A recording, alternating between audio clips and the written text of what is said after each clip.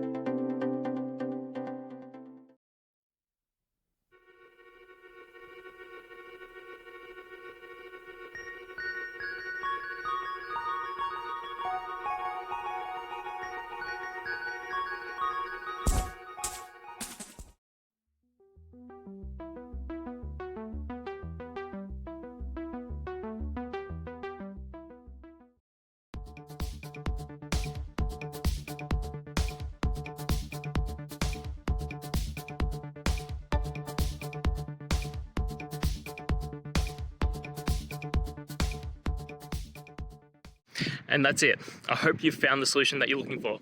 If you did, please hit subscribe. I'd really appreciate it. And until the next time that you need technical help, I hope you have a good one. Cheers.